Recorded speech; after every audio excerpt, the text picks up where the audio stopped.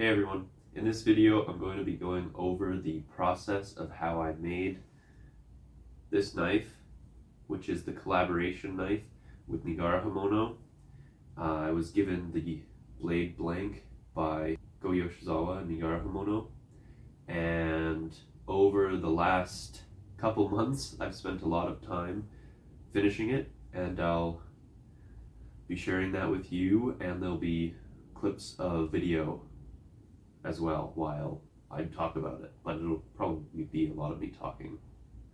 And got a very nice setup here today with the table that I didn't realize was this short, and I'm just sitting on a bucket and I got some microfiber cloths, so it's pretty good.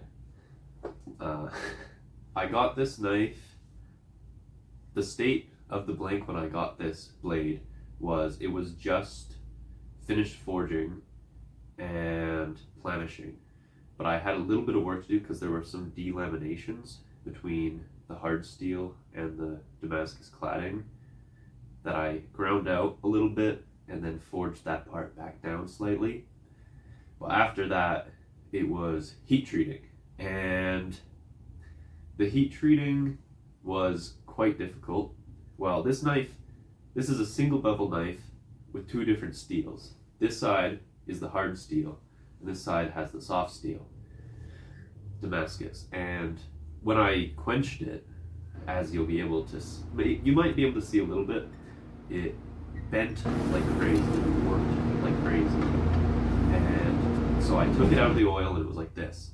So I clamped it between aluminum plates to straighten it out, and then when I unclamped it, it was bent like that the other way, which you can see there. Getting that straight was a whole process. I had to do a bunch of rounds of shim tempering to get it closer. I had it clamped to that piece of angle iron for like a week just to let it settle, kind of. And after that I used the carbide hammer to straighten it. But the carbide hammer worked really well on the soft steel. That's the best time it's ever actually worked, which was really nice. Because on the hard steel, it like works a little bit, but using it on the soft side just really helped quickly, which was nice. Before I used the carbide hammer, I had to grind all the scale off, because whenever I've used the carbide hammer on the forged scale, it results in cracked blade, which I very much didn't want, especially for this very cool project. So make sure there's no scale on it before you use the carbide hammer. After using the carbide hammer to straighten it out, I went and ground the flat sides, ground the sides flat. So there was a bit of the bevel forged in. That I didn't touch, not touching that yet. But I wanted to make sure that both the flats were as flat as I could get them with the grinder. So that's what I'm doing there with the grinder.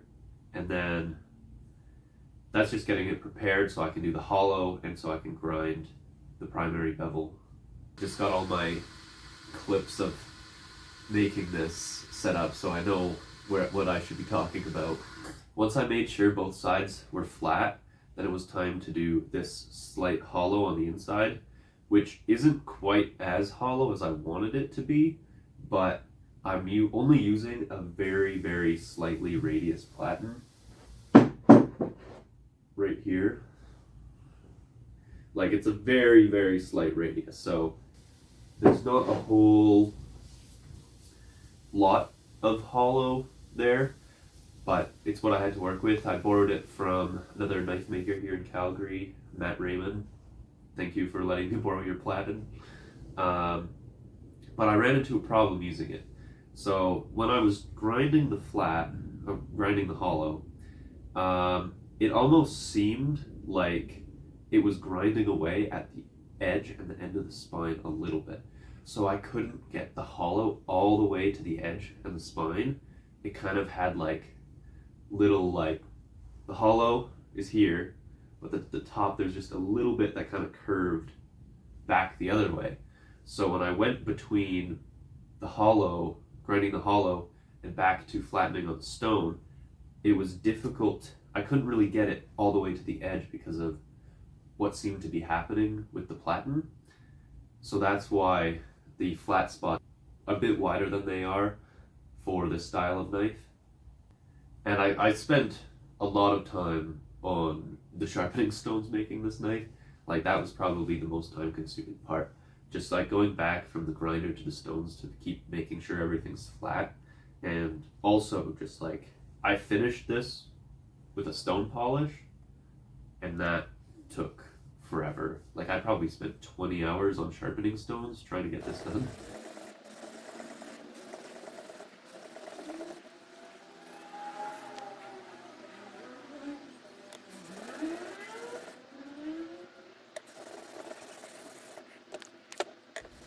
And after I kind of got the initial hollow and flat established, I went and ground this inside here to get that nice shape. And after that, polished the... No, what did I do after that? Oh, and after that, I ground the bevel, the primary bevel. The primary bevel was also difficult to grind because I started on what was the right angle, but as I kept grinding, because of the soft steel being ground away faster than the hard steel, the angle slowly dropped as I was grinding it. So that's why this has a little bit of a lower angle on the primary bevel than most Yanagibas, because, well, this is my first time doing something like this, so that's why. But it still ended up pretty good. I put a little bit more of a micro bevel on to kind of account for that, so the edge isn't weak, because you don't want it to break, of course.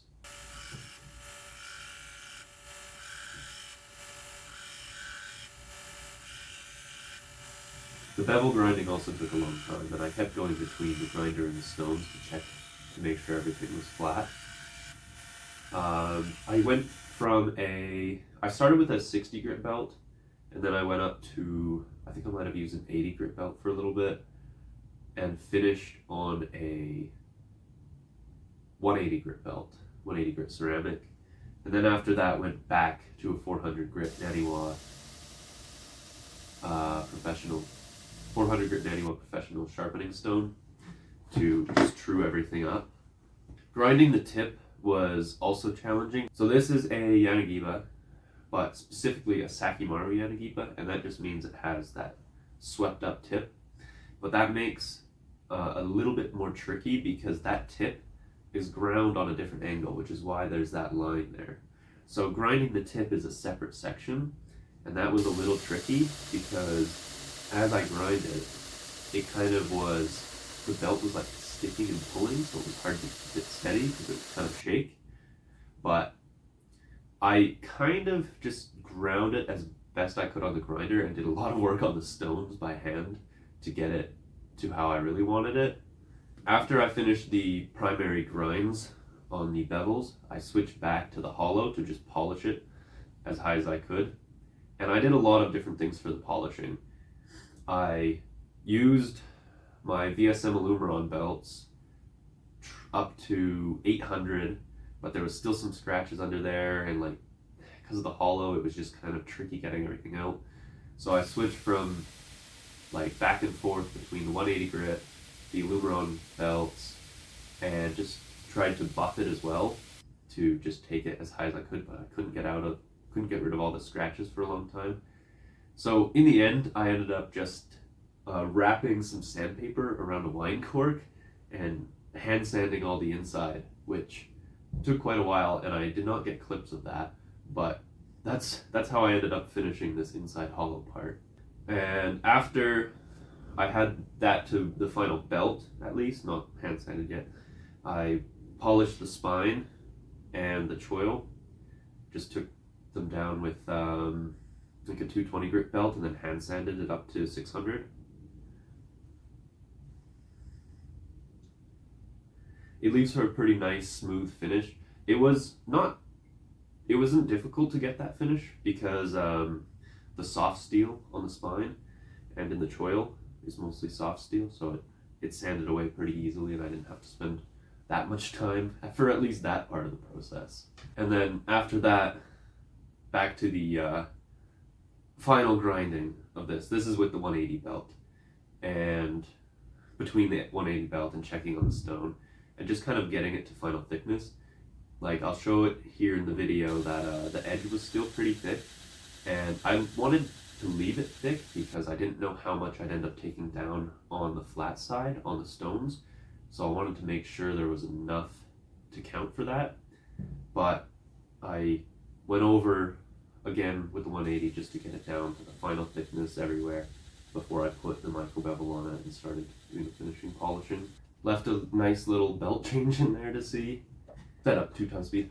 For a lot of the video clips, I'll have it at regular speed, and then randomly I'll just kind of have it sped up to 5x speed just to show more of the process, but have it not take as much time.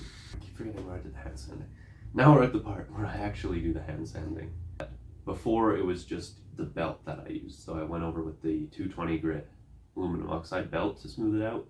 But now, in this part, I actually do the hand sanding. And there you can see the blade. There you can see the blade is now at the final grind and edge thickness. And now, after this, it's pretty much all it's handling and stonework from this point on. I didn't get very many clips of the stonework because I was kind of in a rush to get it done. I wanted to have it done yesterday. Today is the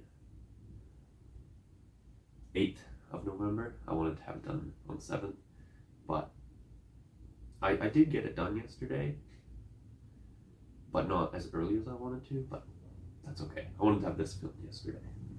So here I'm preparing the Tang to put the handle on.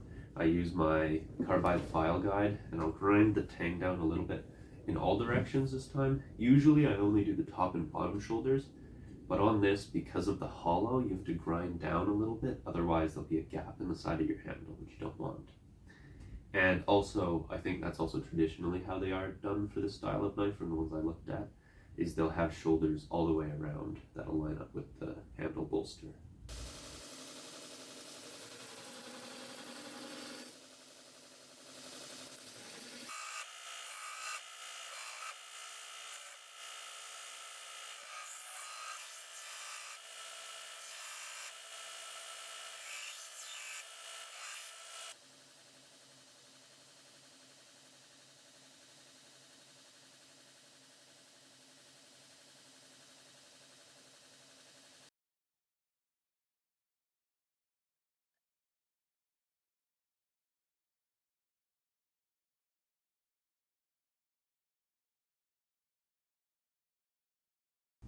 And then there's my handle material all set up.